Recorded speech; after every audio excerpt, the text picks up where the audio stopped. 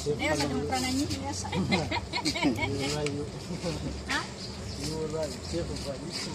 So jangan no funduan de, adik ano ro kata mari dek denya mari bangun mana ber semangat itu.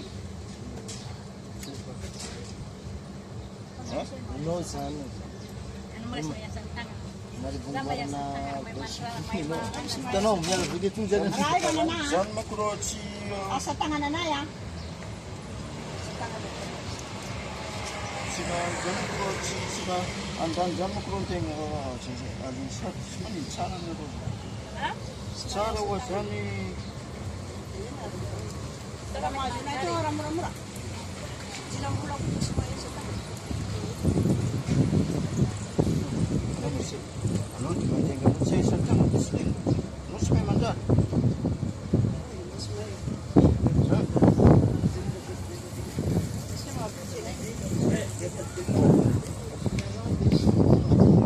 Sisirai buat setangan apa semangat sabari. Kasantangan na ni Rus. Sabari. Santangan na Rus. Asyik mau mangit saja. Banggil sa infection mo. Mangis sama bulsek, mangis ni ko mambulur ko nila misra.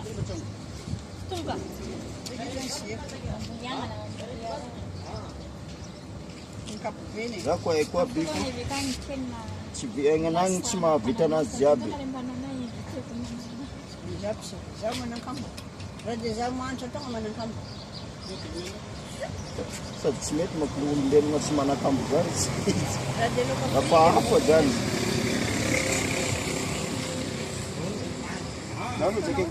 Lalu jake kono mama kilema kutis ndesh ko ngaki gena wese ngambora kurazani. Tang kumbola Muna mena. nero sa sibukale makarano di batangala to jengan dra. Jansie ko pa funai Tang kurombola mena jema chama tanza kasara dizatsi anganvu. Ma vitero. Itano ma papanya? Anu kwa sana mnyasano ya dan pinandi mansano. Tina marno. Saya di mansani rumah mnyasano. Sa dinana siang kin ko me ko nan jen siang kin ko nan siwe no ma jema sunai. Ya ato jansie bukurana kutamani orange moi orange no.